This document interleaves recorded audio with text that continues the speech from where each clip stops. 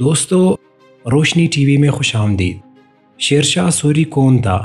شیر شاہ سوری نے اپنے اقتدار کو کس طرح مستحکم کیا؟ سوری خاندان کا انتظامی ڈھانچہ، مواصلاتی نظام اور مفاد عامہ کے ادارے کس نوعیت کے تھے، اور سوری خاندان کا زوال، یہ سب ہم اس ویڈیو میں جاننے کی کوشش کریں گے۔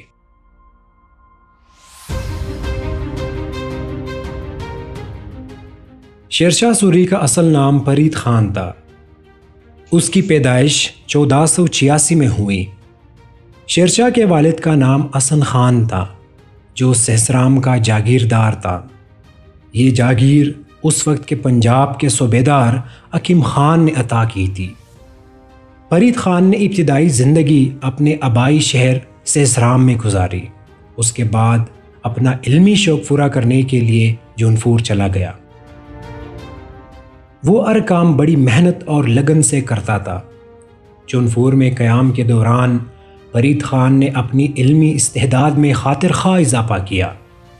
اسے یہاں کے علمی حلقوں میں بڑی عزت کی نگاہ سے دیکھا جانے لگا۔ بعد ازاں اس نے مغل بادشاہ بابر کے ہاں ملازمت اختیار کر لی۔ اس نے چندیری کی مہم میں بھی بابر کا ساتھ دیا تھا۔ اس مہم میں فرید خان کی کارکردگی قابل تحسین رہی۔ اس کے علاوہ اس نے بہار کے حاکم سلطان محمد شاہ کے ہاں بھی ملازمت کی تھی۔ مغلوں کے ہاں دوران ملازمت اس نے مغل فوج کے نظم و ضبط اور کمزوریوں کا بخوبی جائزہ لیا۔ یہی سے اس نے افغان سلطنت کی بحالی کا عزم کیا۔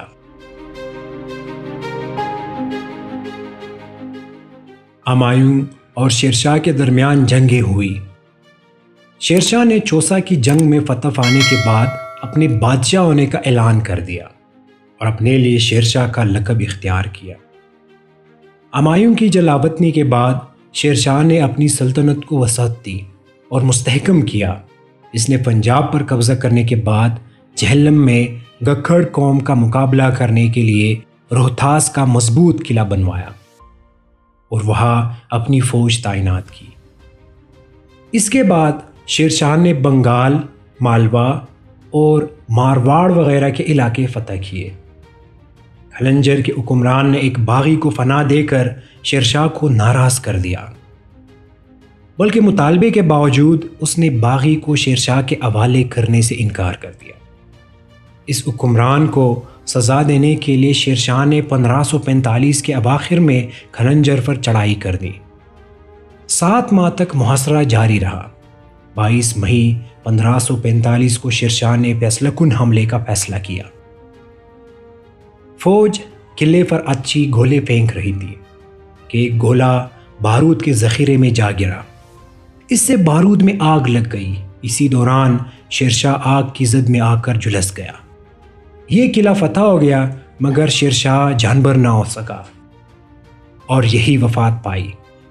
شیر شاہ کو سہسرام میں اپنے بنائے ہوئے ایک مقبرے میں دفن کیا گیا۔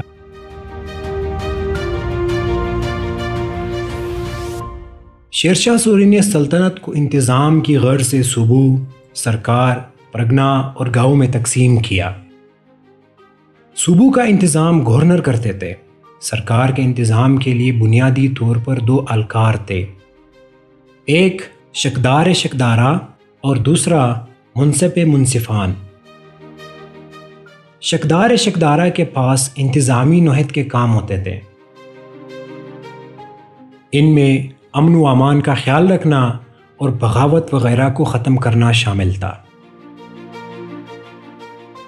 اس کے علاوہ چھوٹے انتظامی یونٹوں، پرگنوں اور گاؤں وغیرہ میں ماتحت شکداروں کے کام کی نگرانی بھی اس کے ذمے تھی۔ منصف منصفان کے ذمے دیوانی مقدمات کے فیصلے کرنے تھے۔ ان دونوں اہلکاروں کے پاس ان کی مدد کے لیے مختلف سرکاری اہلکار ہوتے تھے۔ ہر پرگنے میں ایک شکدار، ایک خزانچی، ایک منصف اور 2 محرر ہوتے تھے۔ ان محرروں میں سے ایک ہندی میں اور دوسرا فارسی میں لکھتا تھا۔ ان اہلکاروں کے علاوہ پٹواری، چودھری اور مقدم بھی ہوتے تھے، جو عوام اور حکومت کے درمیان رابطے کا کام کرتے تھے۔ شکدار کے ذمے امن و امان قائم رکھنے کے فرائض تھے۔ امین مالی امور کا ذمہ دار تھا اور مالیے وغیرہ کے تعین اور وصولی کا بندوبست کرتا تھا۔ شکدار کے فرائض میں سب سے اہم فرض بادشاہ کے احکامات پر عمل درآمد کروانا تھا۔ شیر شاہ نے دیہاتوں میں مروج پنجیاتی نظام کو بدستور جاری رکھا۔ شیر شاہ نے چودھری یا مقدم کو اپنے علاقے میں قیام امن کا ذمہ دار بنایا تاکہ علاقے میں مقامی طور پر انتظامی ذمہ داری مضبوط بنیادوں پر استوار ہو۔ اس نظام کے نفاذ کے بعد مقامی طور پر بااثر لوگ بادشاہ کے خوف سے اپنے علاقوں میں امن عامہ کی صورتحال کو بہتر بنانے پر توجہ دینے لگے۔ شیر شاہ کے بارے میں مشہور تھا کہ اگر اس دور میں ایک بڑھیا سر پر زیورات کی ٹوکری رکھ کر سفر کرتی تو کوئی چور یا ڈاکو شیر شاہ کی سزاؤں کے خوف سے اس کے قریب پٹکنے کی جرات نہ کر سکتا تھا۔ شیر شاہ نے فوجی نظام کو اپنے ہاتھ میں لیا تھا۔ تمام فوجیوں کو اہلیت کے مطابق تنخواہ دی جاتی تھی۔ فوج میں نظم و ضبط قائم رکھنے کے لیے سخت اقدامات کیے جاتے تھے۔ کسی قسم کی لاپرواہی برداشت نہ کی جاتی تھی۔ کسی بھی فتح کے بعد لوٹ مار کرنے کی ہرگز اجازت نہ تھی۔ پیش قدمی کرتے وقت راستے میں آنے والی فصلوں کو نقصان پہنچانے کی ممانعت تھی۔ مجموعی طور پر شیر شاہ کی فوج منظم، فعال اور ہر قسم کے غیر موزوں اور نامساعد حالات میں بہتر طور پر لڑنے کی صلاحیت رکھتی تھی۔ شیر شاہ نے مالیاتی نظام میں بہت سی اصلاحات کیے۔ سلطنت کی تمام زمینوں کی پیمائش کروائی۔ کسانوں کو اختیار دیا گیا کہ وہ اپنی سہولت کو مد نظر رکھتے ہوئے مالیہ ادا کرے۔ مالیہ وصول کرنے میں رعایت دینے کو سختی سے منع کیا گیا۔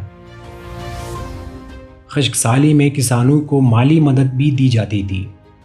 فصلوں اور زمینوں کو نقصان پہنچانا جرم تھا۔ اس نے مالیاتی نظام کی بنیاد عدل و انصاف کے اصولوں پر رکھی، جس سے نہ صرف خزانے میں پیسہ زیادہ آیا بلکہ عام کاشتکاروں کی زندگی بھی بہتر ہوئی۔